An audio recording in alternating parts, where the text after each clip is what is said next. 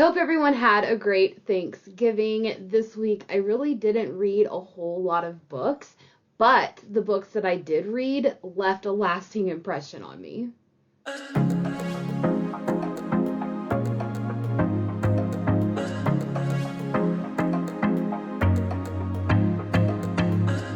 Hello everyone, welcome back to my channel. So today I'm going to go over the two books that I finished this week. It was a short week at work, which was very busy, and then of course Thanksgiving was Thursday, so I wanted to spend a lot of time with family. So I didn't get a whole lot of reading done this week, but today it's been very cold. We're supposed to be getting some rain snow mix today. So I went ahead and sat down, finished up that second book. I picked out what my next book is going to be, but I haven't started it yet, so I'm not going to mention it in this video. So I'm going to go ahead and wrap up these two books because I have a lot of thoughts about them. But make sure before we get into the video you like and subscribe. You also check my description box below for my Instagram and my Goodreads if you'd like to follow me on those. Also my Patreon, and then also my Pango Books account if you want to get any of the books that I have been unhauling. So let's get into the first book that I had started, which was at the end of last week. I did start it. But I was reading it physically, and with my job being as busy as it was for the first 3 days, and then it being Thanksgiving, I wasn't able to just sit down and consume the book as fast as I normally do. But this book really was out of the park for me. I didn't realize how good it was going to be. The synopsis on the book really made me think that I might like it, I might not, but I got into it. And it was such a good time, such a good time. And that book is of Shadow and Moonlight by Luna Laurier, I think. This is the Bookish Box edition. It is not the actual cover. So I will put the actual cover in the thumbnail if you ever want to go look for it. But this book is following Cassie, our female main character, where she has a medical condition with her heart. And we start off the book finding out that she is told by the doctors that she's only going to have a few years left to live because she's had so many heart attacks and her heart is just failing. So she is going to college, trying to live a normal life. And out of nowhere, she meets a guy named Damien. And of course, she's never dated. She's never went on dates because she's been homeschooled with her health condition. She wasn't able to really go out and just have a normal life. And Damien walks into her life and, wants to take her to places and all of this stuff. And their friendship starts with their friends. And she has a best friend named Kat, where Kat is warning her, you need to stay away from those guys. They're bad news. And of course, Cassie just can't seem to stay away. And that's about all that I'm going to tell you about this book, because I don't want to give you spoilers. The thing that I really loved is diving into this book. Straight off, I realized the writing wasn't amazing. You can definitely tell that it needed to go through a couple more edits, maybe a little bit more, story development, character fleshing out, different things like that. The writing didn't seem to be as advanced as most of the books that you would normally get out of book boxes. So I don't know if this is her debut or not, but I definitely saw that. It didn't deter me though, because I just dove right in and I was hooked. From the very beginning, the story, the way that it flowed, it gave me those feelings of, if anybody remembers the Twilight days when Twilight first came out, those feelings of like a campy vibe where it's just a cozy vibe, and you definitely can tell that it's cringe and very cliche, but so good you just can't stop reading it. That's what I mean by that. It gave me those vibes, and then as I went on, it deals with supernatural races, which I'm not going to tell you which ones they are. It deals with past lives, reincarnation. It deals with fated mates. It deals with gods. So I was very obsessed with this book, so much so that I don't think I can wait until Bookish Box announces the continuation of the special edition of the second book. I loved Cassie and Damien. I loved the whole lore of this world. I loved the supernatural creatures. I loved, the enemies that are in there. I loved, everything about this book. And, was it a good time? Absolutely. But is it going to win any awards for its writing? No, it's not. You definitely can tell that the writing is really, really not good. There's a lot of times that she keeps saying that Damien smells, like leather and something else, and literally almost every page she retells you the smell of Damien. And it's like, okay, we know what he smells like. You don't have to constantly give us, the notes of the fragrance, right? We don't need to constantly know that. You could just say the smell of him overwhelmed me or whatever. We don't have to constantly hear the notes of the fragrances. And that was another thing that I didn't like about this book, was it repeated a lot of things that didn't need to be repeated. It's kind of like how Sarah J. Maas likes to repeat her everything in every single paragraph, and the same, sayings like calls to like, if you know, you know. But it definitely repeated a lot of those. But overlooking that and overlooking, how the writing isn't, A+ or star rating, if you just get into the vibes, you just get into the story, you kind of, think back to the Twilight days or whatever book it was that you read in the late 2000s, early 2010s, and, the writing wasn't good, but the story was just so addicting.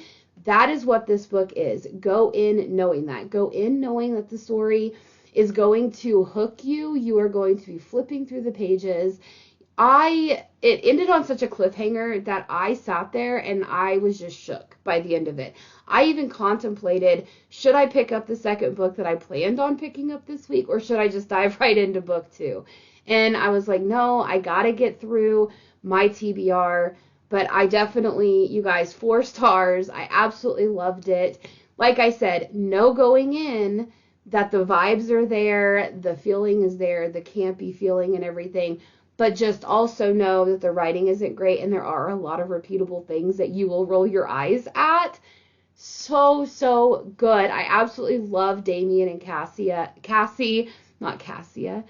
And I love, their cast of friends, and I love everything about it. And even though our girl has a medical condition, she's strong. She is vibrant. She is strong-willed. She is everything that you would want, and she doesn't let her condition hold her down. She doesn't use it as a weakness. She actually hides it. She doesn't tell anybody about it. So I really like that about her. Again, Of Shadow and Moonlight. I always mess up the title of this book, by Luna Laurier. Go pick it up. I don't know if it's on Kindle Unlimited or not, but you can definitely go on to Kindle and get the book or order it or whatever. It is so, so good. And then the second and final book that I picked up this week, remember how I just said that I didn't pick up book 2 in that series?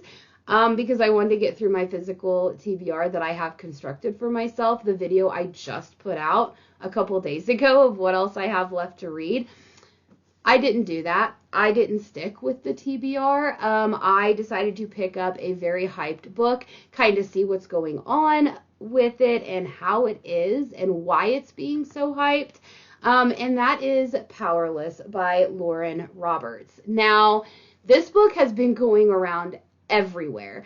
People are just obsessed with it. They love it. They say that it's like Hunger Games meets, I don't even know what else they compare it to, but Hunger Games is one of the biggest ones that I know that it's compared to. Now, I was not a Hunger Games girly. I did not enjoy those books or the movies. I guess I just don't like the whole dystopian world very much. And I can't say that I don't like the dystopian world. Just something about the Hunger Games I just didn't enjoy. And that's okay. You don't have to enjoy every book. But I wanted to see what this book was about, why it's being hyped so much. And of course, you are following Peyton and Kai. Now, Peyton is a girl from the slums, from poverty. She doesn't have really any money. She steals just to make sure that she eats and everything. And in this world, you have ordinaries, people that do not have magic. You have mundanes, people that do have magic. And then you have the elite society of like, nobles and royalty and all of that have, greater magic. And so Peyton, she's an ordinary. And ordinaries are, sought out and killed because the king has basically brainwashed everybody in the kingdom, making them think that ordinaries are like disease ridden, that they hold back the elites from, using the potential of their full magic. So people, whenever ordinaries are found, they're immediately killed. Now enter Kai. Kai is the son of the king, and he is not the heir. He is the one that is going to be what's called an enforcer, where he is like basically the assassinator of the kingdom. He goes around at his father's behest and kills ordinaries and fleshes them out because Kai has a unique ability. He doesn't have any magic himself per se. He is one of those that like any magical person that's around, he can actually siphon off of them and have their powers and use them.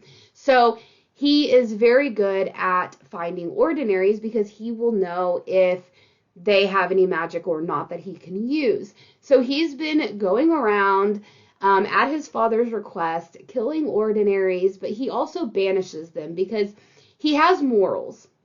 Even though he's killing people, he has morals. He says that he will never kill a child, so he banishes the family, which you assume that, basically the family is killed anyway because they're not able to be in their community and have food and stuff. They basically have to live in the wilderness.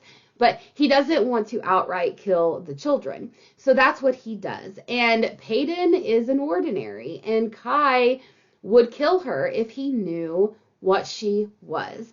So Peyton has a backstory that I'm not going to tell you about her father and, why she is in the slums and basically an orphan and homeless and all of these things. And I don't really want to tell you what happens.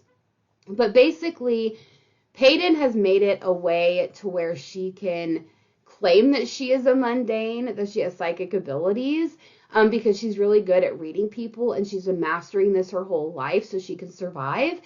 And she basically is entered into what's called the purging trials, where somebody from a community is, basically voted in by the community to go and represent them. And so enter the Hunger Games aspect.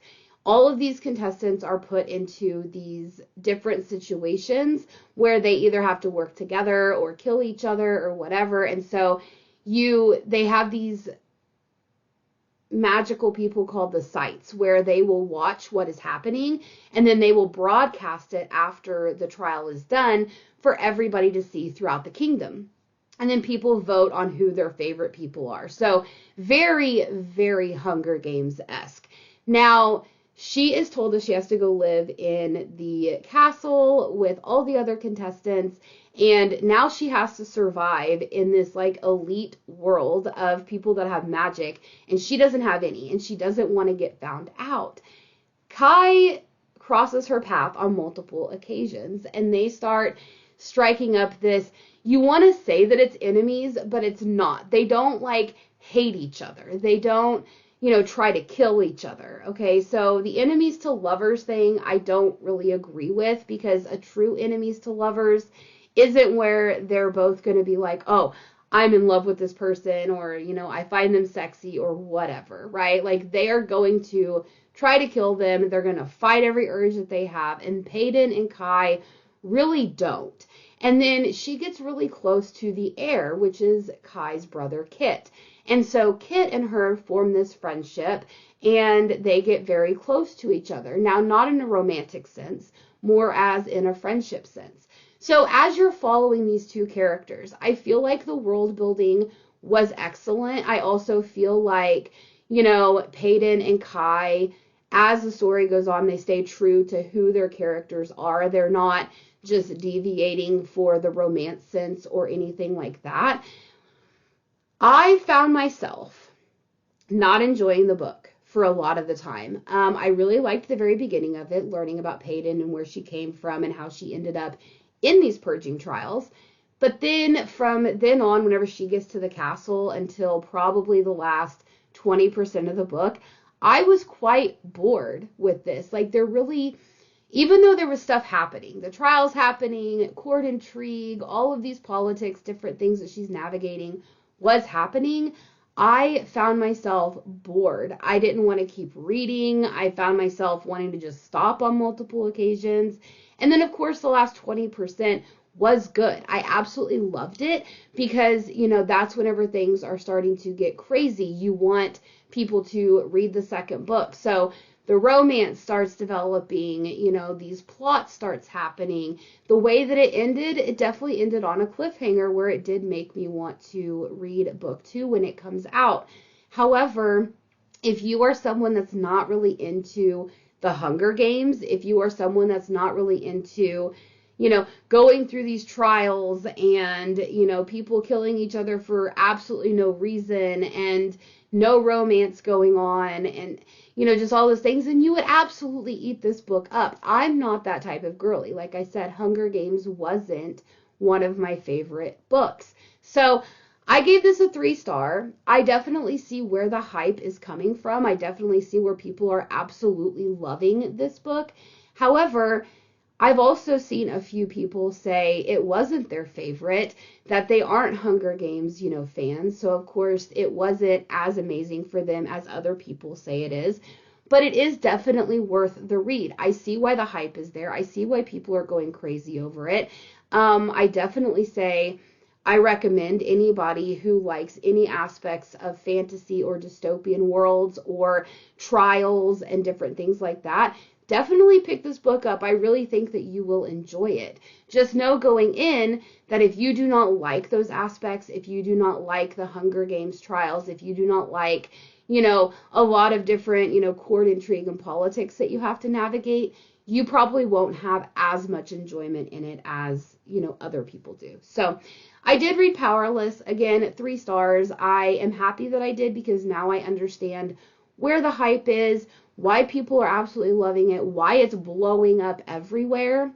And I probably will read book 2 because, like I said, I am very intrigued about where the story is going. And I think now that we're out of the trials, maybe it will be quite different. It'll be more of a fantasy that I like, but we will see. I do plan on continuing. So those are the books that I read this week. Like I said, I didn't get a whole lot of reading done because of the holidays and spending time with family and with my job, only being open 3 days instead of the 5 days. I feel like we had a lot of people through instead of, scattering them out through the 5 days. So I just was, mush by the end of the day. But next week, I plan on getting through a couple books that are on my TBR. I have not deviated from that as of yet because the book that I picked up is on there. So we will see how that goes. But until next Saturday, everyone, I hope you have a great day. I hope you had a wonderful Thanksgiving with family, or if you weren't able to see family or travel to them, I hope that you still had a good day and enjoyed yourself. But I will see you all next Saturday. Bye!